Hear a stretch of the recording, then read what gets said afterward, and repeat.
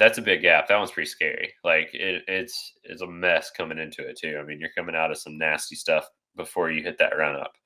So Yeah, I couldn't you have very imagine. little room to like, assess like, am I ready to hit this? Because you don't really know that you're ready to hit it until you're on the wood, and then it's kind of hard to pull brakes on that, especially when your tires are muddy and everything like that. So it's comes up quick, and it is a yank.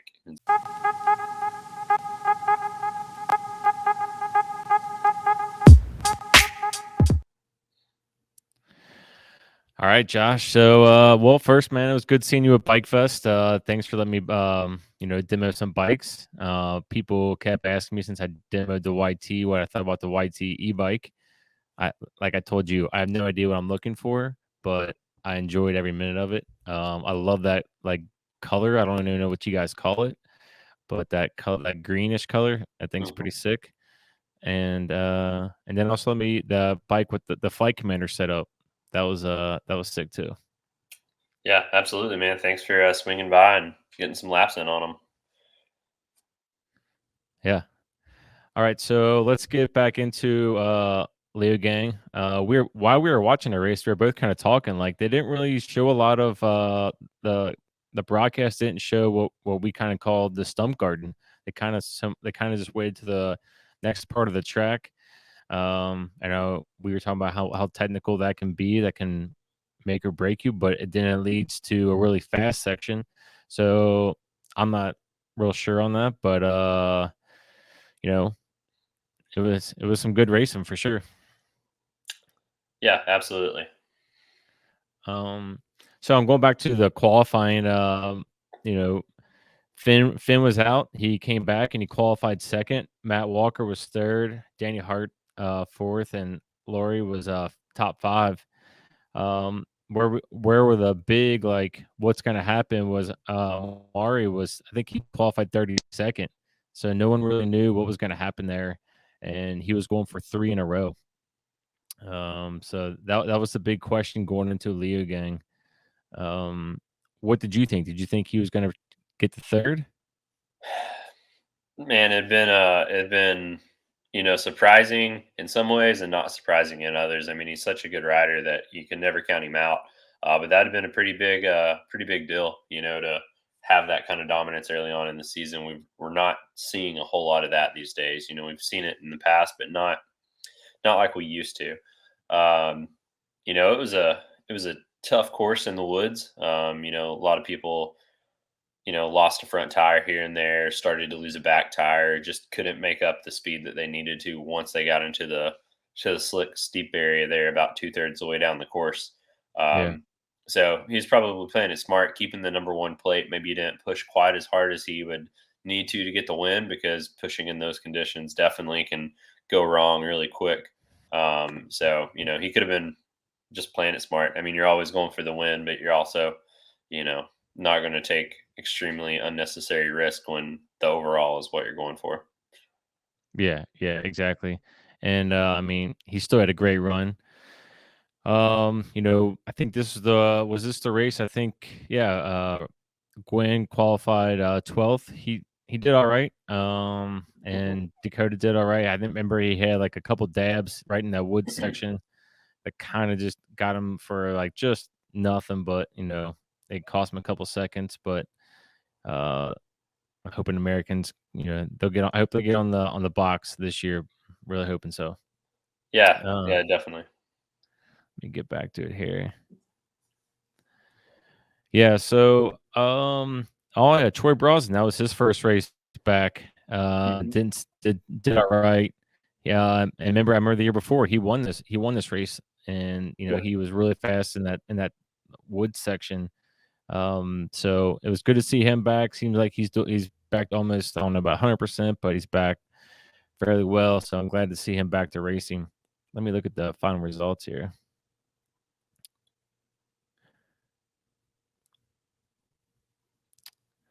Yeah, so we got Matt Walker. We actually were talking about that. We kind of were saying, this might be kind of his track. He was, hovering around the top five, top seven coming into this. So we were both kind of talking, this could be a Matt Walker or a Danny Hart type of track.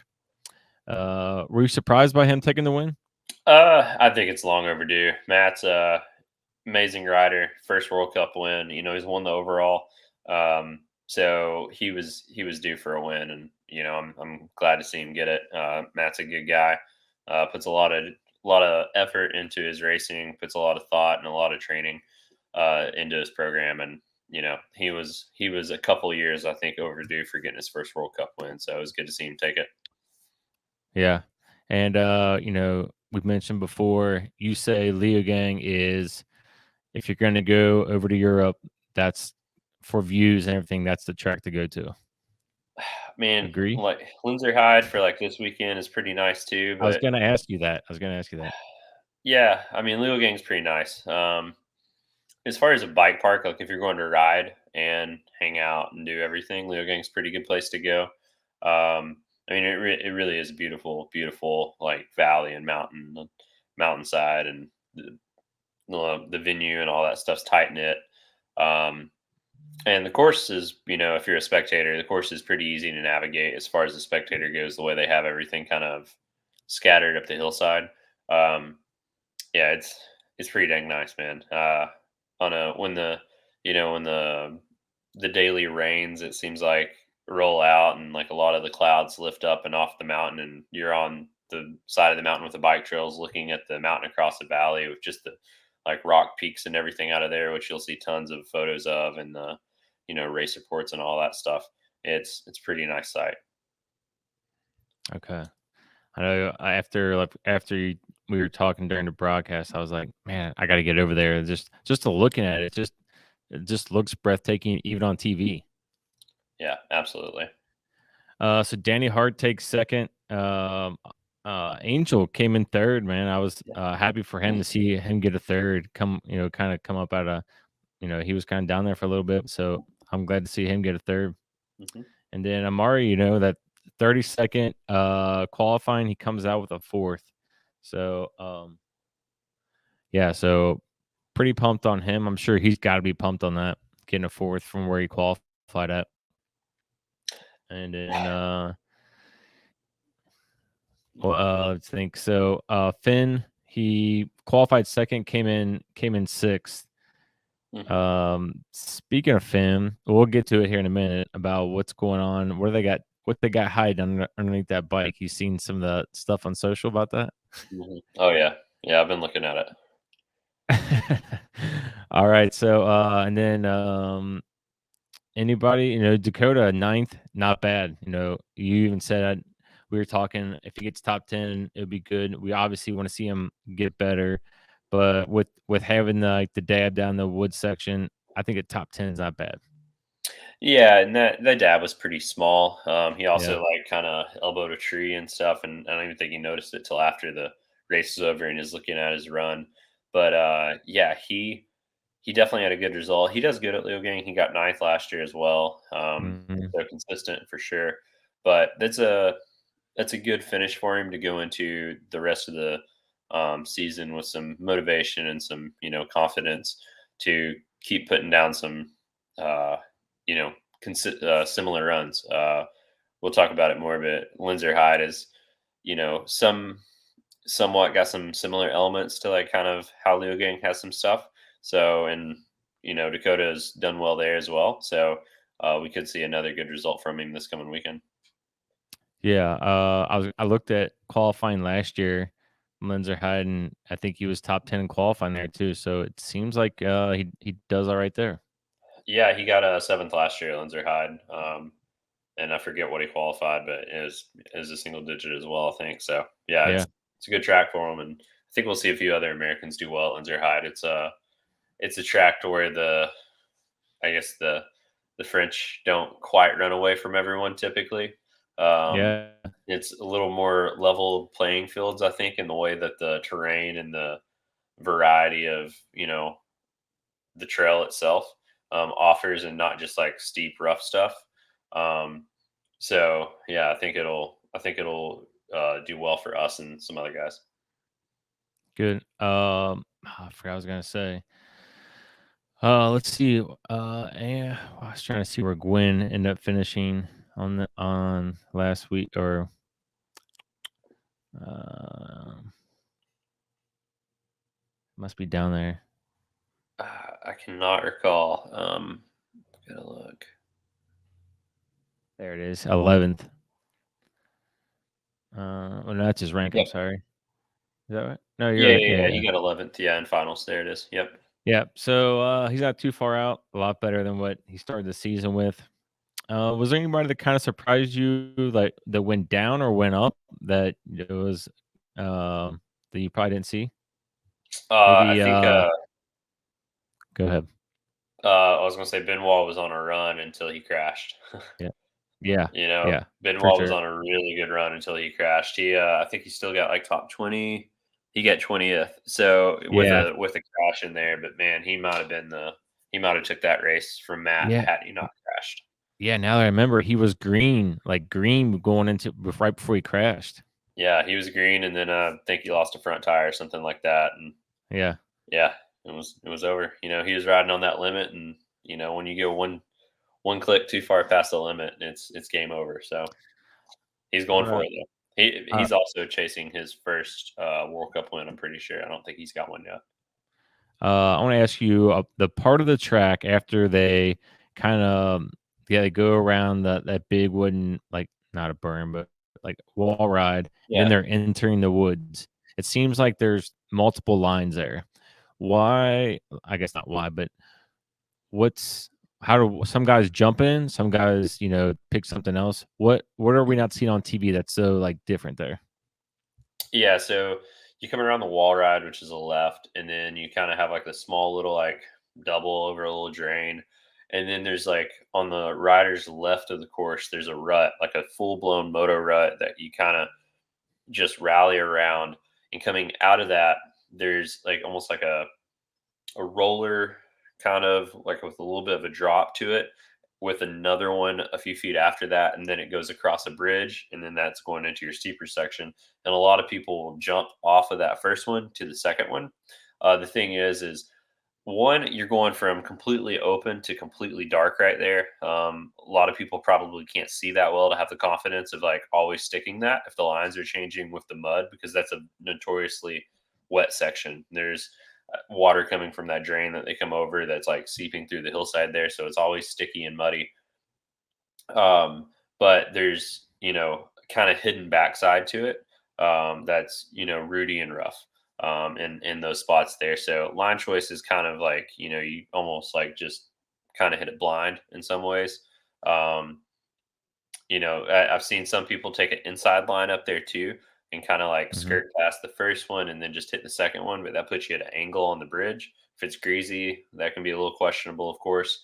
But if you can hold your line and you're confident with it, rallying that rut and then doubling those two like kind of rollery spots there, and then just going straight on the bridge is definitely the line. But you don't see a whole lot of people take that. A lot of people just absorb it and stay safe and get into the woods. And I think it's a place for them to like just kind of, fill themselves, fill their bike and check before they get into the next section, because it's very critical on, every single corner, because it's very steep in there. Like doing track walk through that section after that bridge is hard, even when dry.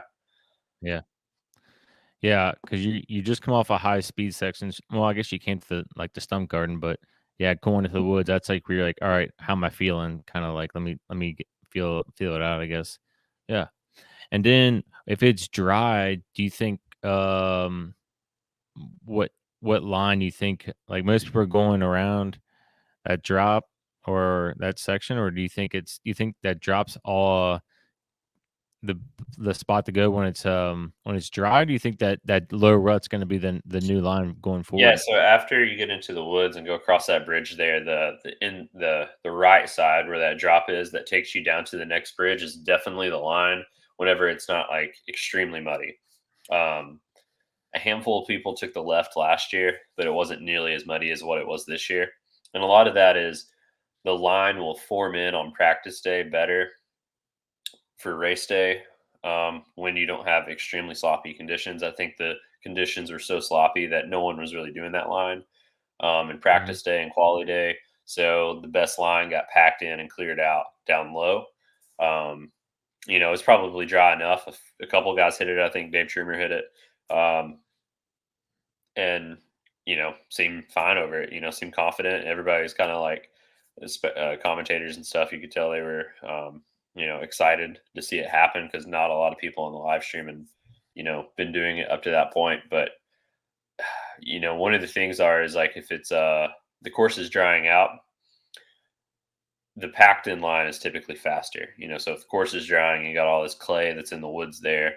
It's not new moisture. It's not sloppy. It's not like seeping or anything. It's starting to pack in. So if you're one of the last riders to go, there's a good chance that it's going to be really packed in fast for you. So that's typically how a lot of like decisions would be made is based on, well, this line is going to definitely be better come my race around at 4 o'clock. So that's the option there. Even if the other line is straighter and probably doable, you're going to go with the one that you have the most confidence in being packed in and more likely fast. Hmm, So that's why that interesting. one didn't get used this year. I don't think, from what I could tell. Yeah. Okay. Um, Let me look here a little more. So, Luca, he's got 16th. Hmm. So and Brosnan got 16th. So the Canyon boys basically are what down there. I see one of the two definitely coming back this week. I don't see that happening. Again, those guys are way too good at riders. Did you see Daniel Hart ride with Luca and like he like stopped because he like scared himself? Oh yeah, he I was must like, have almost like penciled over the front or something because he definitely went deep on it. So he must have just been super front wheel heavy coming in on that. something. Yeah, I But couldn't tell, but he's like, yeah, I scare myself. yeah, exactly. Yeah, he looked like it got a little sent to flat there. Yeah. Um. All right, so we'll go back to the women, and we talked last week. We didn't have a runaway like woman yet, but I think we're getting there now. I think what's her name, Camilla's starting to run away with it. Yeah, definitely. She's got 2 wins now this year, so she might be the one that, kinda starts to run away with it, this year.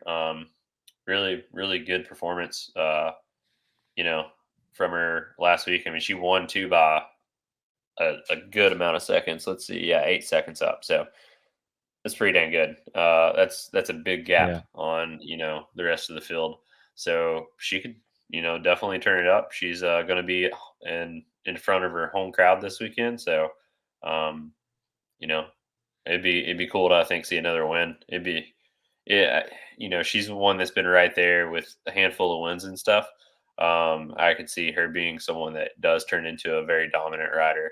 Um, kind of like how Armory has been for the beginning of the year, and I could see her having that for the rest of the season if all things, go to plan for her for sure. Do do some of these teams like do they do team rides and or is it always kind of like all right, well the pivot guys kind of hang out and obviously Dakota and Aaron they ride together, but or is that kind of how it is amongst all the teams? Yeah, so you'll have some people maybe split into different practice groups among teams. Like there's a and a B practice. So like some junior riders may be split into a different practice group than, of course, the elite riders and the women riders and stuff like that. So there's a little bit of difference in practice schedule. But for the most part, you're going to ride with your teammates or maybe your fellow countrymen. You might ride with like Americans may ride with fellow Americans or, I know Dave Trummer rides with Andreas Kolb, both Austrian riders. Um, different teams, but friends and Hmm. stuff, and do that kind of thing. So there's definitely some strategy I think too with some teams. Like some teams you'll see just lap after lap and follow each other's lines and roll to the pits at the same time, and it keeps like the team and all that stuff. Like you might see that specialized gravity depending on the weekend. Um, but for the most part, you're sticking with your team or sticking with you know, someone that you know and trust and want to get lines off of. You don't ride with just some random person and steal their lines. That's pretty bad housekeeping to try to, just like, oh, this guy's fast and we'll follow them. Like, unless you just magically like end up on course that way from them cutting in and you end up following them. But you know, and it's usually not obviously intentional, at least. Yeah, I was wondering that, and also like during the week, or I'll say there's a big gap in races, like how we had our first race in March and the next one not till May. If they still stick around with the team, or they kind of just do their own thing. Depends on the team, depends on the person. Like Aaron and Dakota, for example, they've been coming home between each race. Actually, Dakota stayed overseas to hang out and do some stuff in Europe with Frida and race Crankworks, and kill some time over there in the summer riding it like Morzine and all and Leger and all that stuff. But a lot of the Euro people, they race a lot in between it. So depending on the team, if the whole team's doing the race, they'll be there with a couple of their teammates, like doing EWS or doing a Crankworks or IXS or whatever it would be. And then um, it's so close for every European to just go home that, oh, I might go home for 2 days and then come back and race this race on the next weekend. And it's no big deal. It's, like living in the Southeast and the United States. It's like, oh yeah, I'm gonna go ride Windrock this weekend, just drive home to Asheville, and then yeah, I'll go up snowshoe here in a few days and do some racing and then just go back home for a couple more days. And it's not a big deal whatsoever. It's like that for them, like hour wise between all the mountains and all the races. So yeah. Okay. Yeah, it's I still can't grasp that until I get over there. How short of a how close the countries are. Yeah. Yeah. Let's see. From Leogang to Lenzeerheide, I'm gonna guess it's probably like a 6-hour drive, maybe. Wow. And they're going to Andorra next, so that's a little haul across. But Val is just a few hours south of Lenzeerheide. Um, some people may go down there and get some practice laps there on the way before going to Andorra. I know a lot of people are spending time in Morzine, which is like the opposite side of Switzerland, on the French side, just before this weekend. Um, so yeah, you can drive across Switzerland in a day, no problem. You can drive from Leogang to Morzine in a day in a pretty like comfortable setting. It'd be about like driving from me to you. This this is 10 hours this way. Yeah, I mean, yeah, but yeah, you pass like 6 World Cup tracks too or more. Nothing. Yeah. Oh yeah, that's wild. All right, so Purion, he's up. I'm terrible at math. It looks like 60 points on Matt Walker as the overall, and Danny Hart. Yeah. Um, uh, you know, the thing about downhill, like qualifying, you get points. I don't. I'm not great on how they get all that points are added up and stuff like that. I'm way easier with like Supercross and motocross, but um, how far of a gap do you think, or should Piron be worried? Or is that tight or is that loose? Where is 60 points at? I mean, they're still so early in the season. It's hard to say. I mean, one bad race and one good race for another person can really change things. Matt's consistent, so Matt's definitely like I think going to be able to keep the pressure on him. And the qualifying points definitely help. Henri uh, likely to qualify well, especially if he's doing that. And Matt, the same thing. If you look at time training from today, they were 2 and 3, so on pace to kind of keep it going. And the last race of the year too is a double points race, so that usually shakes things up a bit. So Yeah. you can definitely be in contention. I mean, we've seen people throw it away, more than once. So yeah, um, I'd say you know the next to last race is kind of how you really start to figure out where everything's going to shake out, because the points are definitely made to be competitive enough to like if you have a bad race, it's going to really affect you. So Yeah. Um. All right. Well, let me look at the women's points here. So she's up by 130 over Miriam Nicole. mhm. Yeah, same kind of the same thing. She doesn't do well. I mean, and she's consistent too. She's very consistent. So, um, even if she's up by Yeah, the other 130. I would go ahead. Oh, I was just gonna say the other thing with the women's field though is that there's not as many. Yeah, So if you have a bad day in the women's field and you're still getting like 10th place, it's not nearly as far back as um, what would happen in the men's field. Because of the yeah. way the spread is. You have a dab in the women's field and you get 10th place or so. First you have a dab in the men's field and you get 40th place or so.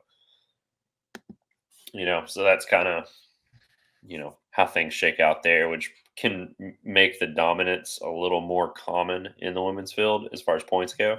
Um, so I think as long as everybody's qualifying and not getting hurt, that's the main thing for the ladies is making it like getting into like showing up to the race and then qualifying and then racing, and you can hold on to the lead. I think pretty easy there. Okay. All right. So let's get into Lenzenheim. Is that how you say it? Lenzenheim? Lenzeerheide, Lenzenheim? Lenzeerheide. Okay. Lenzeerheide. Uh, all right. So first things first. Looks like Bruni is back. From what we're seeing on social. So that's good to have him back. At least they took a picture of him at the team. So um, good to see him back. What do you think? You think he's at 100, or you think he's just like he's just gonna get through it? On this tracks, I mean, it's demanding, but it's not so like overly demanding that he might be able to do podium or first place Yeah. without being at like his full blown 100%. It's definitely, I think it's definitely a good race for him to come back at. It's not great. I mean, you can get hurt at any World Cup track, yeah, but it's not like crazy, crazy steep in any spots or anything like that. I don't think it's going to rain. Uh, Course does hold water well. Excuse me. So yeah, let me grab a water. Oh All right. All right.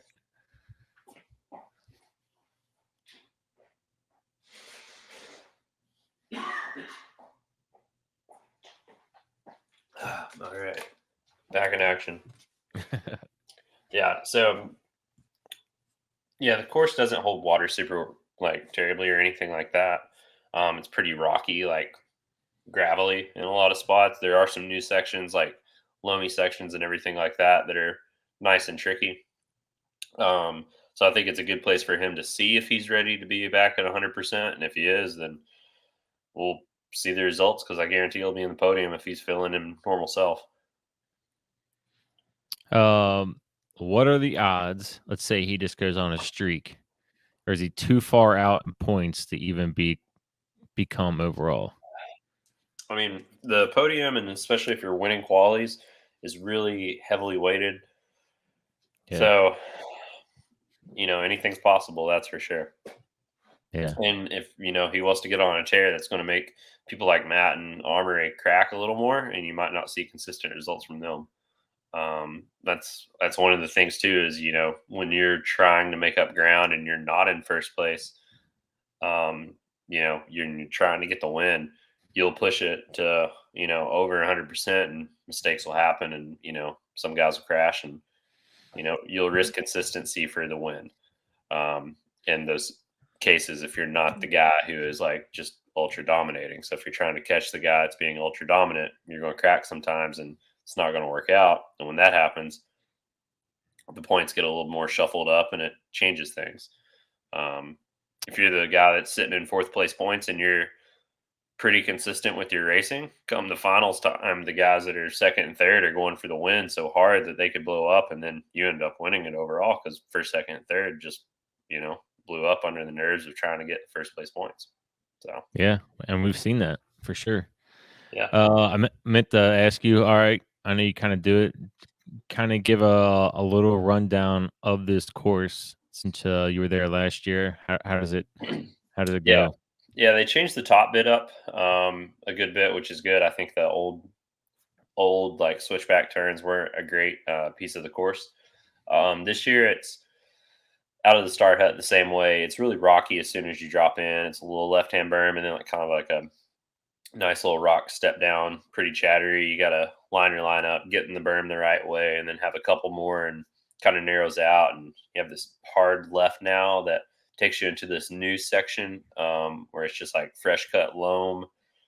Surf through the woods there a little bit, and then it spits you out on course to where the traditional Lenzeerheide course has been, with some big berms and big, like tabletop step ups and doubles, and then it hits a turn, and they got rid of this awkward stump that was an inside stump that was giving a lot of people fits last year, and now it's like the line is an outside stump, and then you like rail a corner and double down a couple more stumps and stuff like that. So it's basically like the course is basically like bike park, smooth and packed in, fresh cut, loamy, rooty stuff, or like gravelly, like hard granite kind of rock. There's like three different types of surface in it all. There's a few steep sections, but it's not like Leogang where it's like a long, muddy, super slot carry kind of steep section. It's kind of like a just get through it, double down a couple root wads or stumps, maybe a couple rock sections or rock drops that are 8 foot high or so.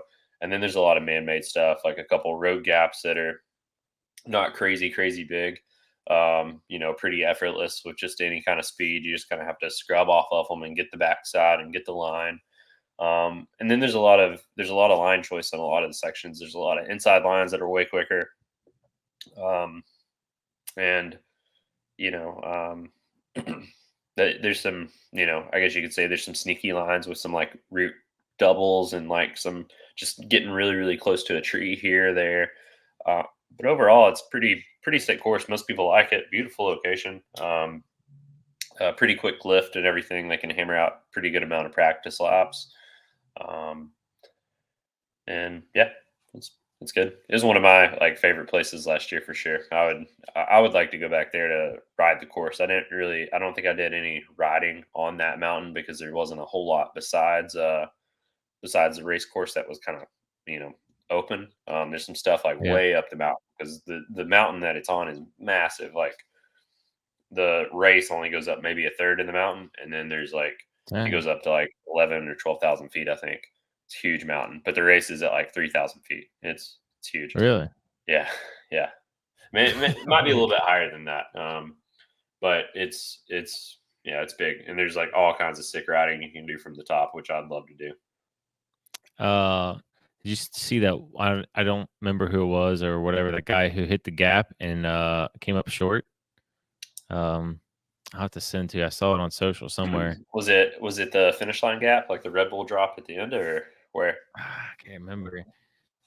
I just saw it the other day, and this guy just came up short, and he just went OTB. He seemed all right, but I mean, his back wheel just smacked the edge of it. Oh man, Um, yeah, I haven't seen it. Send yeah, it to me. Yeah, and man, a lot of the gaps too at like Lenzeerheide, they have a safety net. I don't know if they're like full blown gaps that you're gonna like hurt yourself on, but I don't think like unless it's just a bad run up or you have like some kind of issue coming into it. I think most of them are pretty like easy to clear for even like a slow paced like average rider almost. Like they're tall and they're big, but they're not crazy like long. Like not like the one at a um. Well, are you referring to the one at Leogang, like the one out of the muddy section, like right before the that's what end? I I was do know just the one thinking past that that. maybe that's what it was, and they were just now showing it. Yeah, maybe that's it. Yeah, because I did see a crash video of that. I don't know how the guy didn't get hurt, but like, there's no gaps like that. Like that one, you kind of have to take a pedal into and like make sure you're ready for it. Yeah, I don't recall any of the gaps at Lenzeerheide being kind of like that for the guys. Um, yeah, I they're a think lot it more was approachable, a Leogang lot more because casual. it seemed pretty muddy. So I think it was, and then they just showed it on social a couple like days ago. Yeah, I did see a video from Meduda at Leogang get wrecked on that one. That one, I mean, that one, I think that's where Valley got hurt too a couple of years ago. Um, Yeah, that's a big gap. That one's pretty scary. Like it's a mess coming into it too. I mean, you're coming out of some nasty stuff before you hit that run up. So yeah, I you couldn't have very imagine. little room to like, assess like, am I ready to hit this? Because you don't really know that you're ready to hit it until you're on the wood, and then it's kind of hard to pull brakes on that, especially when your tires are muddy and everything like that. So it's comes up quick, and it is a yank. It's a big one. Yeah, somebody at the Leogang race, he like spun like he had like one spin or something, and he just barely made it. Because I remember Rob and them were talking about it, or like he had like Hmm. a pedal strike, and he just barely made it over. Yeah, I remember I don't remember the rider, but I remember that moment. Yeah, it was pretty close.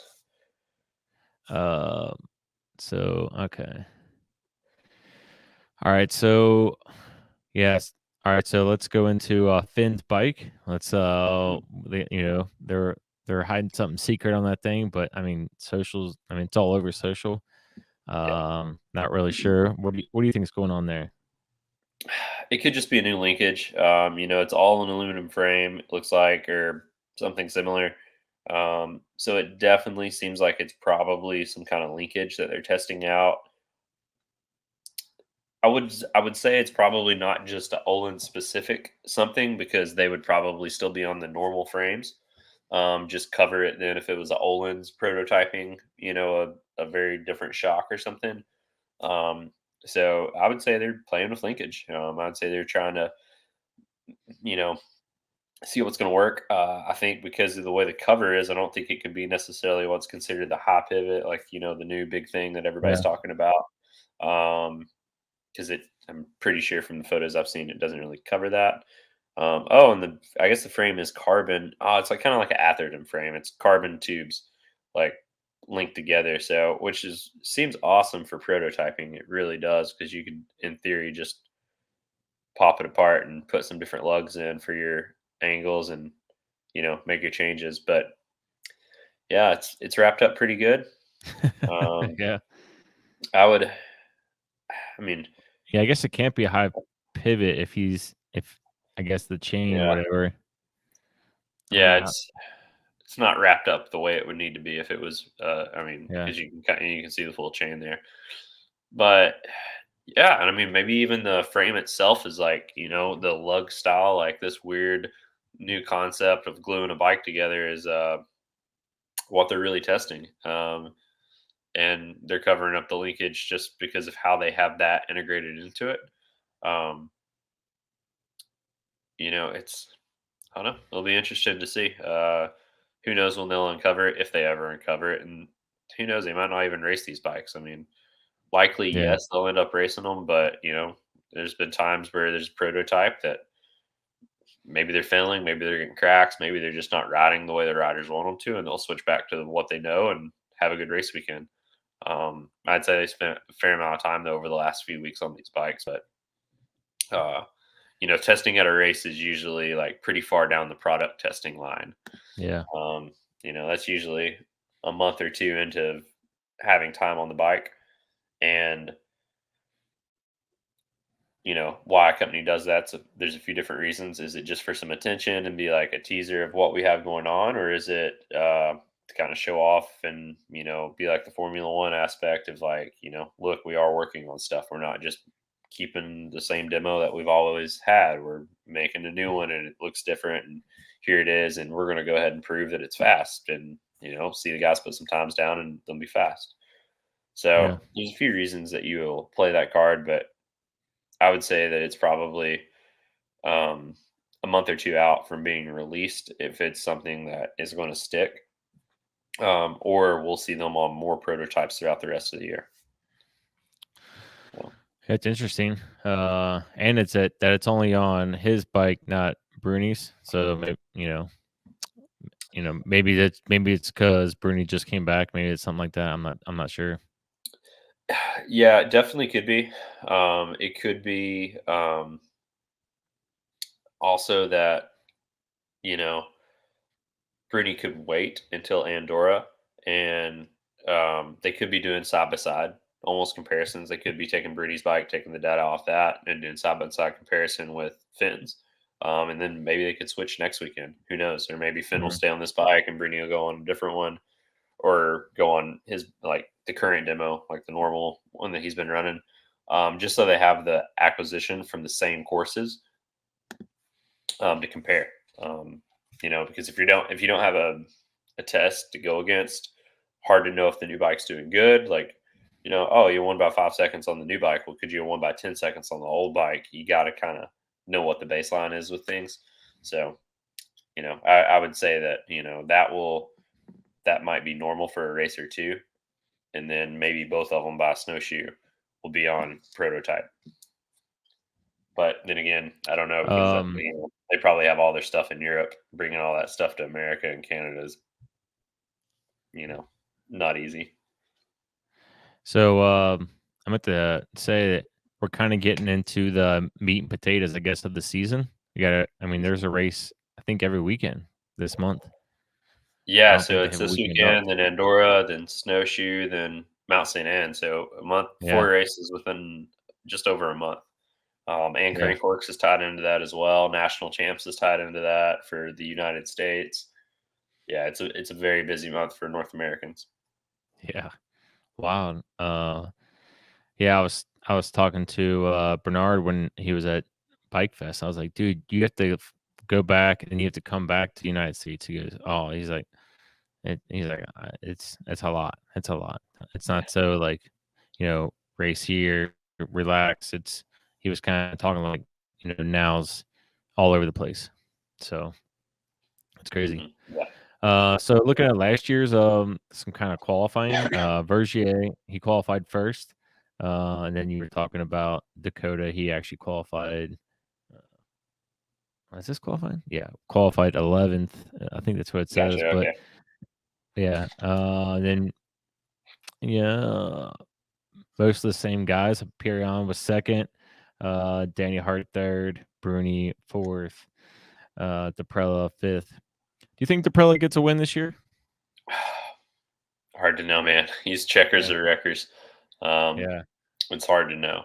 I always capable of it, but never know. You yeah. know it's hard to say. Yeah, how crazy was last year, man? Like he was just on a roll, and then just fortunate, Mhm. just to crash at Snowshoe.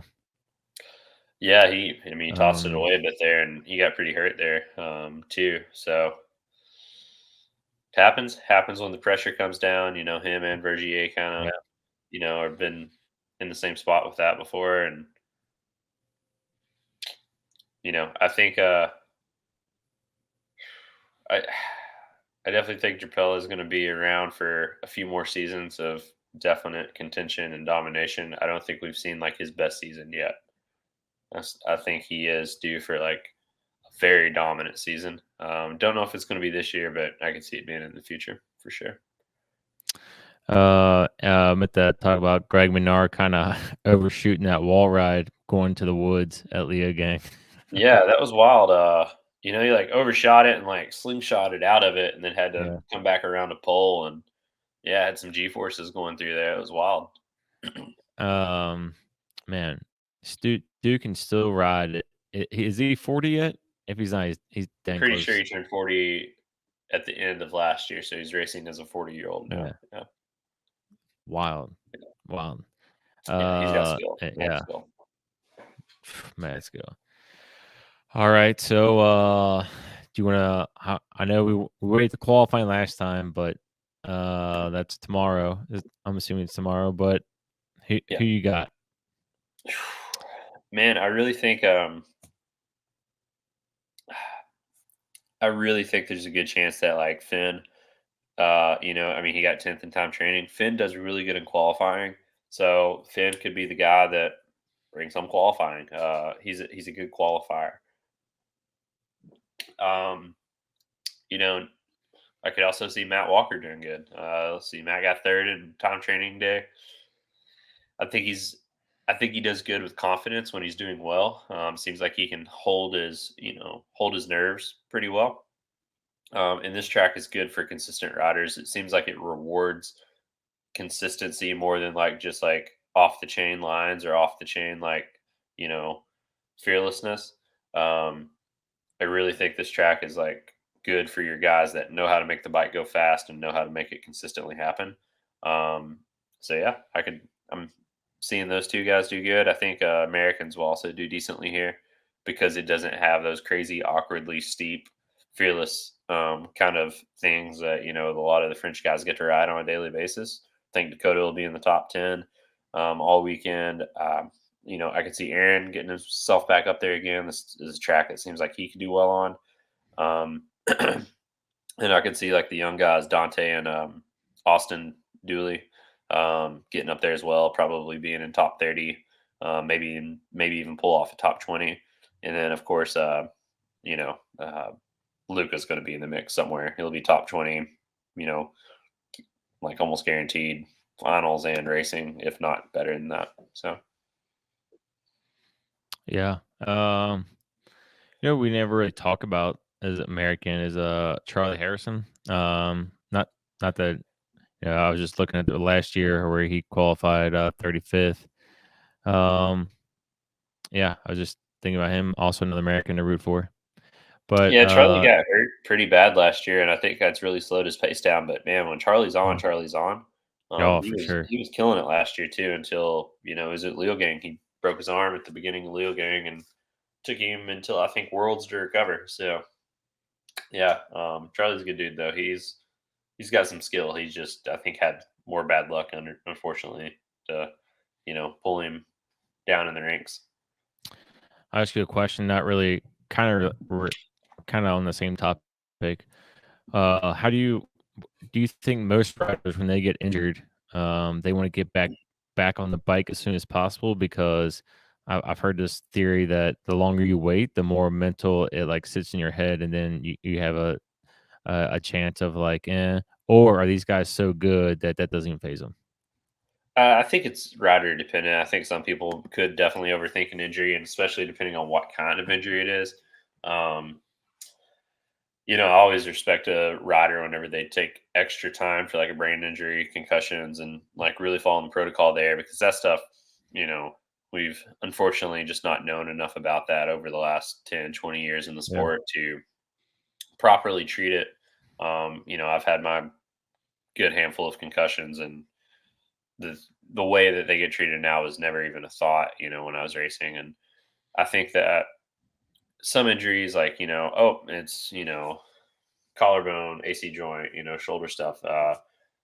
Do surgery, get me back into therapy, let's go. And as soon as they say I'm healthy and have muscle again, I'm ready to ride.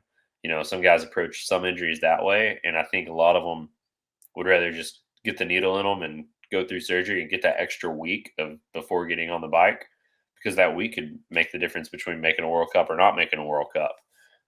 Which is a big deal for someone going for overall, going for points on a big team and stuff like that. Um, and as I guess, a lot of athletes on a lot of sports do this, but I think mountain bikers are definitely a little bit more notorious for it. But pushing an injury and coming back a little bit premature, I think as an athlete, you always do that. It's just part of putting your body through what your body goes through as an athlete. Whether it's like, a broke foot that you're putting more pressure on, or a broke wrist that you probably shouldn't be putting pressure on. I think everyone does that. Um, but guys like Troy, who missed the first couple World Cups because they had a bad injury over the winter. That was a pretty big injury that took him off the bike Mm. for a while. So the worst thing that like those guys, like when that happens, you don't know what pace you're at. It's 6 month window between the seasons, and you get hurt in the middle of it, and it ruins your training, and you don't have like all the testing days to like kind of figure out if you're on pace or not. So then coming into that, like coming into the middle of the season, you're not going to have a clue how it goes. And I think that's probably the hardest part for a lot of riders is not knowing where you're going to stack when you come back. If you're doing pretty good and then get hurt and you're like, oh, this is my muscles back, I'm lifting the same amount that I was again, my flexibility's back, I'm feeling good, I'm pacing myself, an injury like that mid-season, I think you can come back with more confidence than the man, I don't have a clue where I'm sitting because I haven't got to race anyone all year kind of injury. Um, Yeah. they riders definitely deal with mind games, that's for sure. A lot of guys have like mental struggles with you know the angel on one shoulder and the devil on the other shoulder fighting back and forth kind of like thoughts going on. Yeah. It's definitely a thing for most riders in the pits. Yeah, I was talking to Zach Miron. I know you know Zach, and then he can't even ride a bike till mid-August. He had, I don't know his injury. I know it was a neck injury. He had a neck brace on, but I was like, wow, man. And he's like, yeah, I came in. I have to even get. He's like, I've been off a bike I think it's probably going on. It's got to be 4 or 5 months now. So I was just like, Dang. man. He's like, yeah, I'm doing good. Just I can't. He's like, I'm so itching, but I know I just can't get on one. Yeah. Oh man, that happens. Wish him well. I've not seen him in a bit, so dang. Hate that for him. Yeah. Yeah. All right. So I'll go with I'm gonna say definitely Piron is in the top five, top three. I'll go top three on him, and then um I'll go Laurie Greenland, and then I'll go Finn is in my three, and then my top five. Oh man, let's see. I'll put Deprella, and then I'll put Dakota in there. Yeah, I think nice. I would love to see him get on the podium. I definitely think this is a track he's capable of doing that at too. Like yeah. 100%. This is if he's going to get podium this year, this is definitely one of those tracks that he's got the chance of doing it at. My alternates, and I'll say alternates are close, will be Greg and Luke will be my alternates. That's where I feel.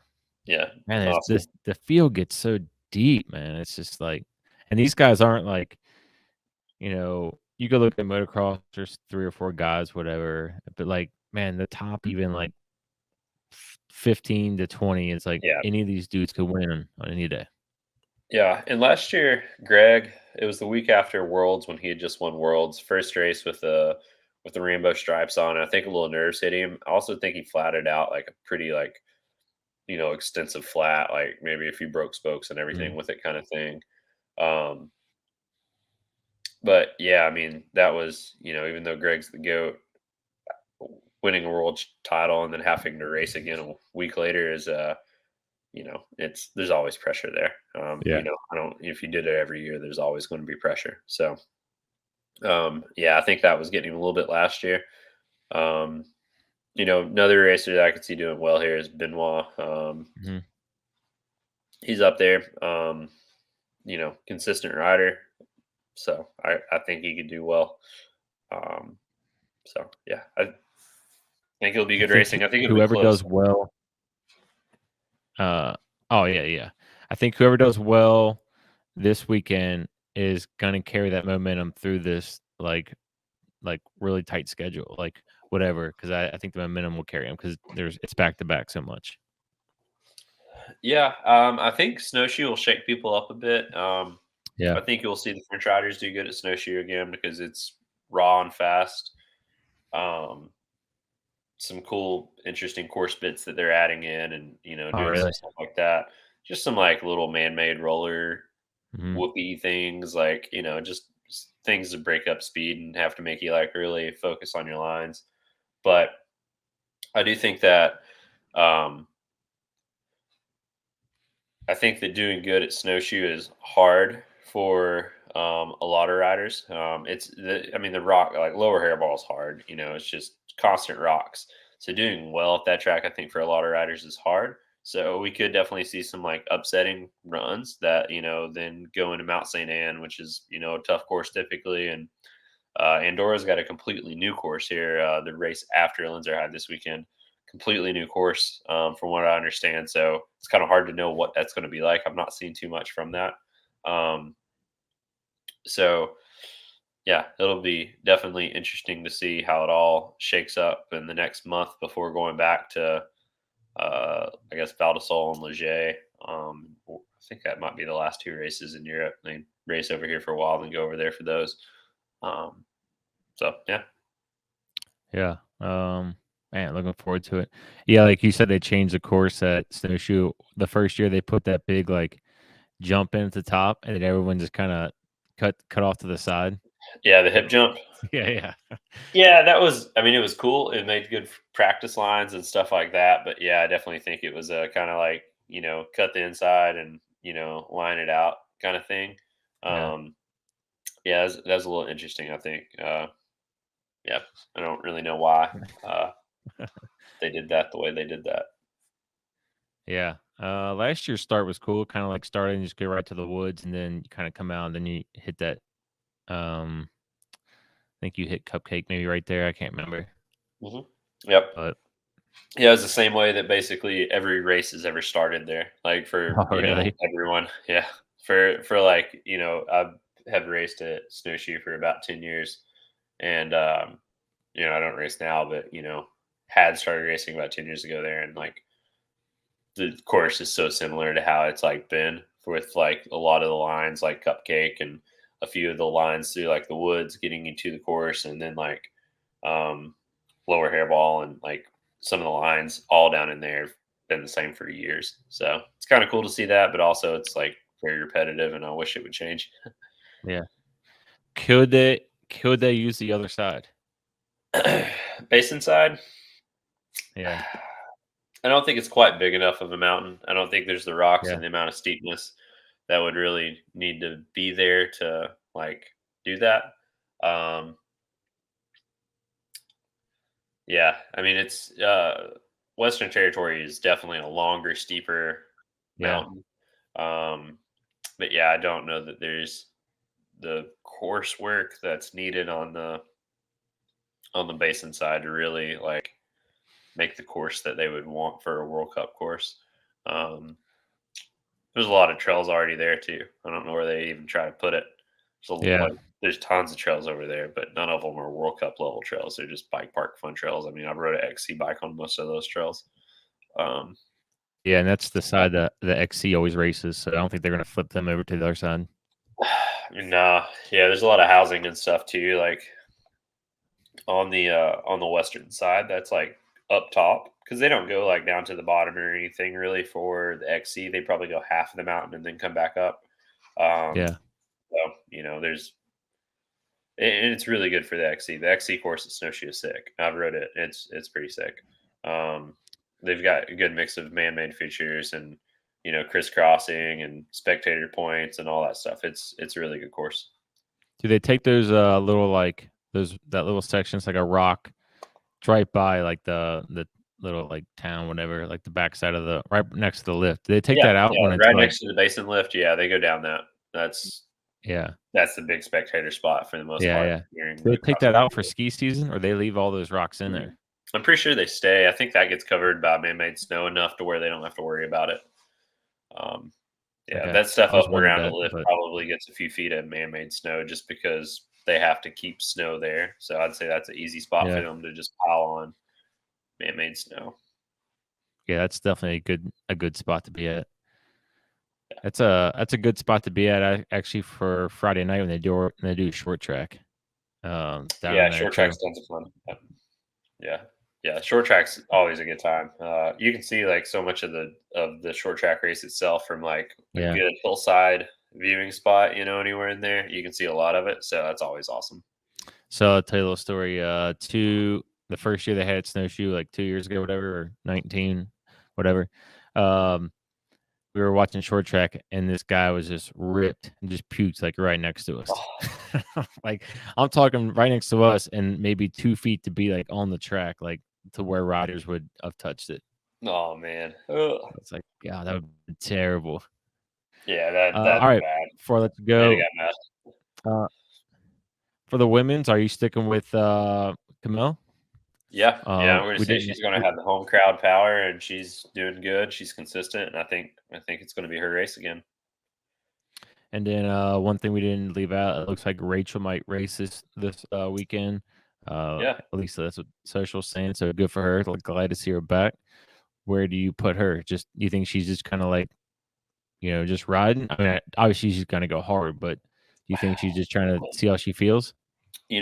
She might race and be like, you know what, I'm done, and not even race finals, just as like a bow out, like kind of thing.